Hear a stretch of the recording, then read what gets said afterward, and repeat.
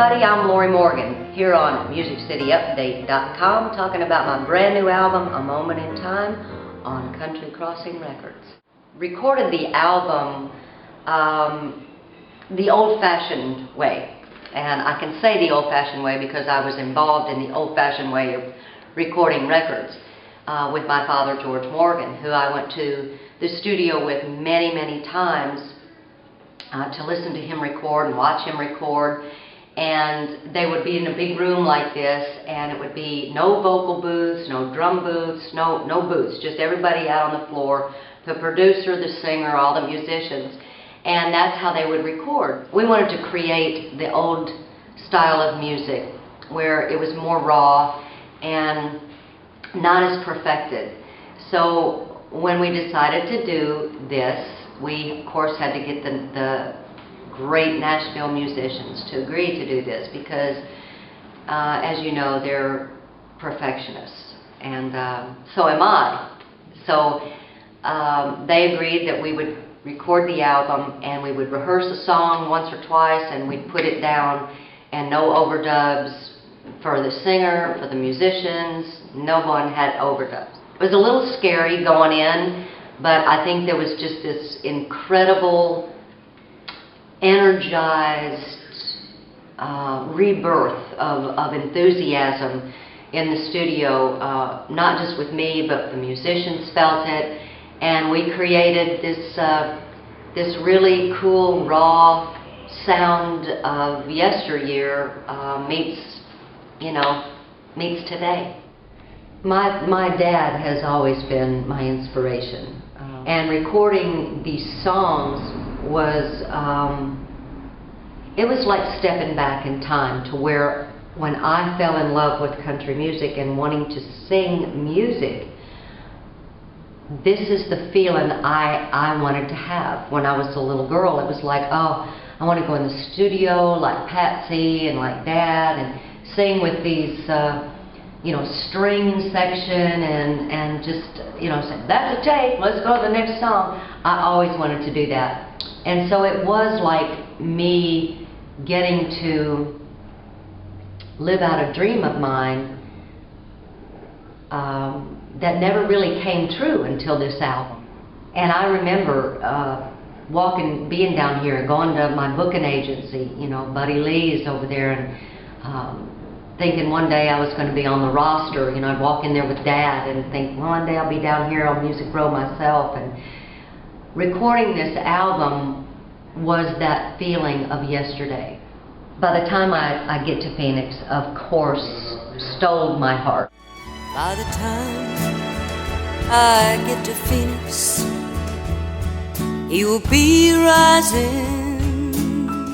And I'd loved that song since I was a little girl, and I remember my sister Candy had a huge crush on Glen Campbell growing up. And for me to be able to record a Glen Campbell, Jimmy Webb song was just, whoa. It was very, very chilling. And when the strings came in on that song and the mood just hit, the lights were low in the studio, it was just a magical feeling, and I was transformed. I was like not in myself. I was back in the studio 50 years ago. If You Got Leaving on Your Mind was a song that I've always loved, the melody, the lyrics, but the melody of this song has always been one that I don't think has ever been copied, or it's just got its own sound.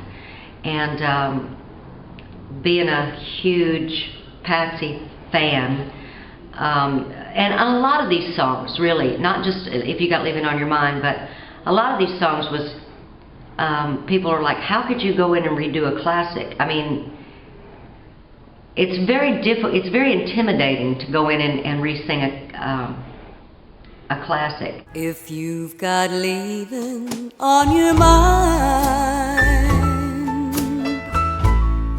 tell me now, get it over. So you have to think of it as that I'm just paying tribute to the classics and the classic singers. Not so much I'm trying to make it better or anything. You just want to do your interpretation of it. And If You've Got Leaving on Your Mind was just my interpretation of a great Patsy Cline song. And there's nothing cold as ashes after the fire is gone. I was in the studio recording the first day when we did all the string music the first day. And I look in the production booth and I see a gentleman in there that I didn't recognize. The lights were low and I'm thinking, who's here in my session, you know? And we get done with the song and I walk in and I said, wow, Tracy. He said, hey, this stuff is great. And Wally said, how would you like to be on the session? Tracy said, I'd love to. And Wally said, well, there's a list of songs. Go ahead and pick one out. So Tracy went over and picked out After the Fire Is Gone and came back in the next day, and we recorded the song and no overdubs. Are You Lonesome Tonight was a stretch for me. I never thought I would really record an Elvis Presley song, even though I've loved him all my life. Are you lonesome tonight? Do you miss me tonight? Are you sorry? It was a stretch because it was the first time I have done a recitation.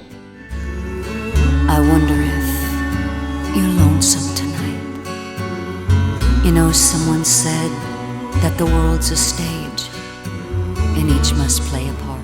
I think we ran the song one time, and when we were finished with the song, everybody was like, wow, we need to go in and hear this. And we went back in and listened to it, and it was, again, one of those moments in the studio that just will never be able to be replaced or copied again.